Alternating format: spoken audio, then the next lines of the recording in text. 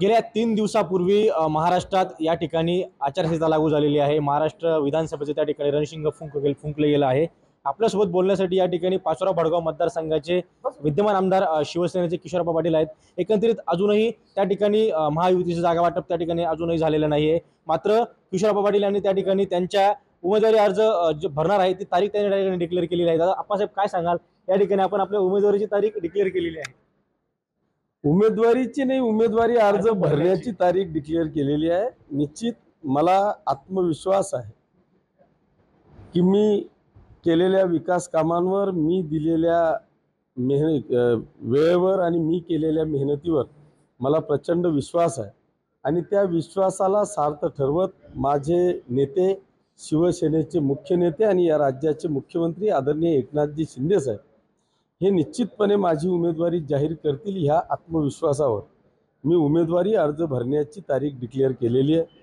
याचं कारण असं आहे की आता वेळ गमावण्यात म्हणजे अर्थ नाही आहे।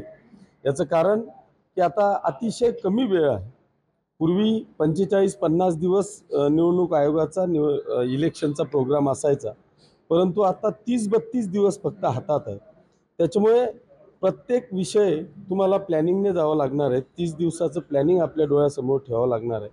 त्यातल्या त्यात ह्या सगळ्या विषयामध्ये आपण परमेश्वराला मानतो, तो आपला विश्वास परमेश्वरावर आहे आणि ज्या दिवसाची तारीख मी जाहीर केली त्या दिवशी गुरुवार आहे आणि गुरुवारच्या दिवशी गुरुपुष्यामृत दिवस आहे। त्याच्यामुळे चांगलं मुहूर्त आहे, म्हणून मी ती माझी उमेदवारीची अर्ज दाखल करण्याची तारीख मी जाहीर केली। आप्पासाहेब नक्कीच ही जी विधानसभा निवडणूक असणार आहे 2024ची ती नक्कीच वेगळी असणार आहे, कारण गेल्या वेळेस आपण त्या ठिकाणी उद्धव ठाकरेंसोबत होतात, यावेळेस फूट पडलेली आहे। म्हणजे शिवसेनेच्या विरोधात शिवसेनेचा उमेदवार त्या ठिकाणी असणार आहे। कसं पाहता या निवडणुकीकडे? शिवसेनेच्या विरोधात शिवसेनेचा उमेदवार नाही आहे, आम्हीच शिवसेना आहे। धनुष्यबाण आमचं होतं, आमचं आहे। शिवसेना आमची होती, आमचं आहे। त्याच्यामुळे शिवसेनेचा उमेदवार मीच आहे, शिवसेनाच आमची आहे, ती उभाट आहे, आमची शिवसेना आहे। याला असं दुसरं नाव नाही, शिंदेची शिवसेना नाही, फक्त शिवसेना आहे। त्याच्यामुळे एकेकाळी तुम्ही त्यांच्याशी जोडलेले होतात, त्यांच्याशी देखील आपली भावना त्या ठिकाणी जोडली गेलेली होती। एकंदरीत वेगळा बदल असणार या निवडणुकीत? नाही, उलट मी स्वतःला भाग्यवान समजतो की मला काही कारणास्तव का होईना पण आम्हाला एकनाथ शिंदे साहेबांचं नेतृत्व मिळालं आणि त्या 2.5 वर्षात त्या नेतृत्वावर माननीय एकनाथ शिंदे साहेबांनी शिक्कामोर्तब केलं। महाराष्ट्रातल्या तमाम जनतेने त्यांच्या नेतृत्वाला पाहिलं आणि ह्या 2.5 वर्षात मागच्या 50 वर्षात ज्या मुख्यमंत्री महोदयांनी निर्णय घेतले नाही असे ऐतिहासिक निर्णय ह्या 2.5 वर्षात माननीय मुख्यमंत्री एकनाथजी शिंदे साहेबांनी घेतले आणि त्या कामावर आम्हाला सार्थ अभिमान आहे की आम्हाला खऱ्या अर्थाने जो नेतृत्व बदल करण्याची संधी मिळाली त्या संधीचं सोनं माननीय मुख्यमंत्री महोदयांनी केलं, याचा आम्हाला सार्थ अभिमान। आपण त्या ठिकाणी सांगितलेलं आहे की येत्या 24 तारखेला आपण त्या ठिकाणी आपला उमेदवारी अर्ज दाखल करणार आहे। राज्यातील काही महायुतीचे नेते असतील किंवा आपल्या शिवसेनेचे काही नेते असतील त्या ठिकाणी त्या दिवशी उपस्थित राहणार आहे? अजून तर मी कोणालाशीही बोललेलो नाही, फक्त आपले शिवसेनेचे नेते, आपल्या जिल्ह्याचे पालकमंत्री आदरणीय गुलाबरावजी पाटील साहेबांशी मी चर्चा केलेली आहे।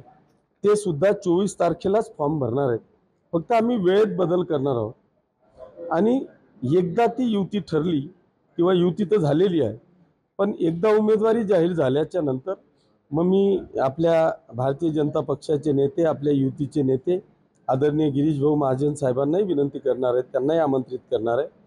आपले दुसरे मंत्री आदरणीय अनिलदादा पाटील यांनाही मी आमंत्रित करणार आहे।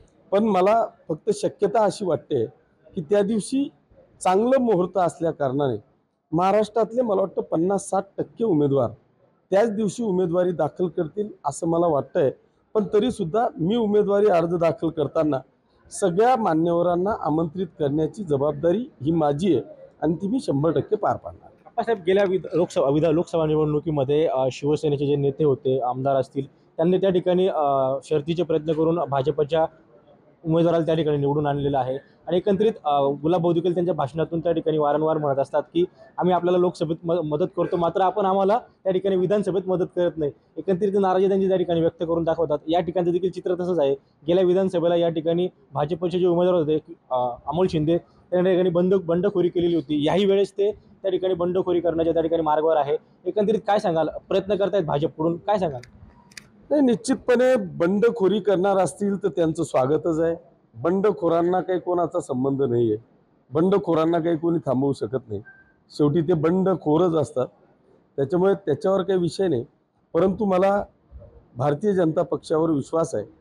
आजच राज्याचे प्रदेशाध्यक्ष आदरणीय बावनकुळे साहेबांनी त्यांच्या मुलाखतीतून म्हणजे त्यांच्या प्रसिद्ध केलेलं आहे की शिवसेना, भाजप आणि राष्ट्रवादीची महायुती ही जाहीर झालेली आहे. त्याच्यामुळे जिथे जिथे शिवसेना आणि राष्ट्रवादी काँग्रेसचा उमेदवार असेल त्या ठिकाणी भारतीय जनता पक्षाच्या प्रत्येक कार्यकर्त्याने, त्या सगळ्या विंग्सने प्रामाणिकपणे शिवसेना आणि राष्ट्रवादीच्या उमेदवारांचं काम करावं अशा पद्धतीची घोषणा किंवा आव्हान त्यांनी केलेलं आहे. जो कोणी ह्या कामात हायगई करेल त्याची हकलपट्टी करेल अशा पद्धतीचं प्रदेशाध्यक्ष म्हणून त्यांनी आजच्या पेपरमध्ये जाहीर केलेलं आहे. त्याच्यामुळे निश्चितपणे ह्यावेळेस, कारण मी आदरणीय उपमुख्यमंत्री आणि भाजपचे नेते आदरणीय देवेंद्रजी फडणवीस साहेबांनी सुद्धा जवळपास सगळ्याच पदाधिकारी आणि कार्यकर्त्यांना अशा पद्धतीच्या सूचना दिलेल्या आहेत. त्याच्यामुळे निश्चितपणे ह्यावेळेस भारतीय जनता पक्ष आणि त्यांच्या सगळ्या विंग्स, मग RSS असेल, बजरंग दल असेल किंवा विहिप असेल, ह्या सगळे लोक प्रामाणिकपणे आमच्या सोबत राहतील असं मला वाटतंय आणि त्या पद्धतीच्या सूचना त्यांना जातील. त्यांनी दुसरा शब्द असा वापरला की जर कोणी हायगाई केली तर त्याची हकलपट्टी केली जाईल. तर माझंच उलट त्यांना आव्हान आहे की आज माझ्या विरोधात तुमचाच तालुका अध्यक्ष हा बंडखोरीच्या पवित्र्यात आहे. पवित्र्यात म्हणण्यापेक्षा त्यांनी मागच्याही वेळेस उमेदवारी केली आणि आता ह्याही वेळेस तो उमेदवारीची तयारी केलेली आहे. भाजपच्या व्यासपीठावर जाऊन तो मी म्हणतो की मी बंडखोर म्हणून किंवा अपक्ष म्हणून लढणार आहे. तर माझी त्याला थांबवावं असा अजिबात आग्रह नाही. माझी फक्त एवढीच विनंती आहे की हा सेना, भाजप आणि राष्ट्रवादीच्या पूर्ण महाराष्ट्रामध्ये असा चुकीचा संदेश जाऊ द्यायचा नसेल तर आपण तात्काळ आपण दिलेल्या आव्हानाप्रमाणे त्याची हकलपट्टी करावी आणि त्याच्या जागेवर भाजपला चांगल्या पद्धतीचं सांभाळू शकणारा, भाजपला वाढवणारा एखादा चांगला सक्षम भारतीय जनता पक्षाच्या कार्यकर्त्याची निवड करून त्याच्या जागेवर द्यावी, एवढीच फक्त अपेक्षा मी आजच्या या मुलाखतीच्या निमित्तानं करतो.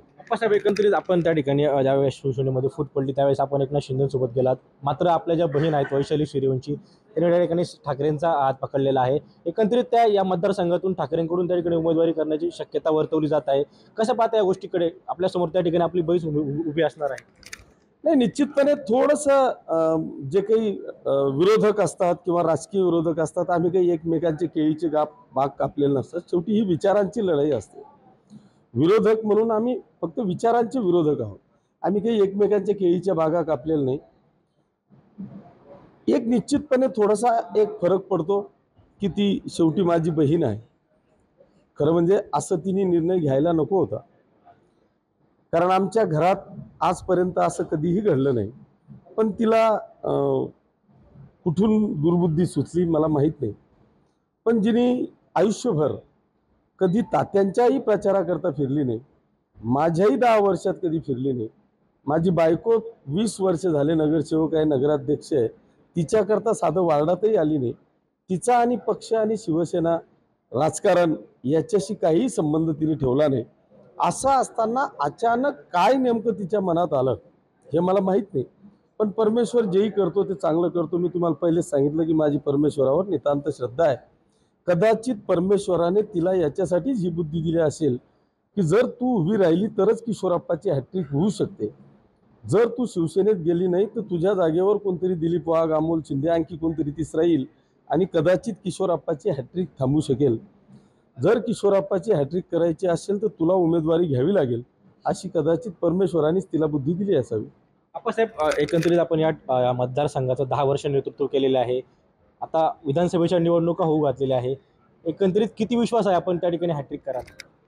किती कशाला 100% विश्वास आहे. याचं कारण असं आहे की हे जे इलेक्शन आहे हे इलेक्शन नेत्यांच्या हातात अजिबात नाही.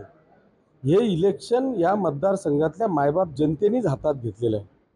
कारण तुम्ही पाहिलं असेल की मी दर पंचवार्षिकला मी माझा हिशोब देण्याकरता सगळ्या जनतेला एकत्रित करतो आणि त्याच दिवशी मी निर्धार करतो की आता आपल्याला पुढे काय करायचं आहे. तो मी निर्धार मेळावा बोलवला म्हणजे अगदी बायगॉड सांगतो, त्या दिवशी तर माझा आत्मविश्वास आणखी दुणावला. मला देखील अपेक्षित नव्हतं की इतके 15-20 हजार लोक येतील. मी ज्यावेळेस डायसवर उभा राहिलो त्यावेळेस असं वाटत होतं की मी मोदी साहेबांच्या किंवा बाळासाहेब ठाकरेंच्या सभेत उभा आहे का काय, असं मला स्वतःला वाटत होतं. इतकी प्रचंड उत्स्फूर्त असा प्रतिसाद माझ्या मतदारसंघातल्या तमाम माता भगिनींनी दिला, याचा मला सार्थ अभिमान आहे. त्याच्यामुळे ती जनताच त्या दिवशी सांगून गेली, घाबरू नकोस, मी तुझ्या पाठीशी आहे. आणि त्याच दिवशी त्यांनी शिक्कामोर्तब करून टाकलाय की तुझ्या जे हॅट्रिकचं स्वप्न तू पाहतोय ती साकार करण्याची जबाबदारी आता आम्ही हातात घेतली आहे, असं माझ्या मतदारसंघातली जनताही सांगते. आपण बघू शकतो की तिकीट मलाच त्या ठिकाणी मिळणार आहे आणि येणाऱ्या 24 ऑक्टोबरला त्या ठिकाणी माझा उमेदवारी अर्ज दाखल करणार आहे आणि त्याचबरोबर या तालुक्यातील जनता मला या ठिकाणी 100% निवडून आणेल आणि हॅट्रिक मीच करणार, असं प्रतिक्रिया या ठिकाणी किशोरबा पाटील यांनी दिलेली आहे. खेमचंद कुमार, TV9 मराठी, जळगाव.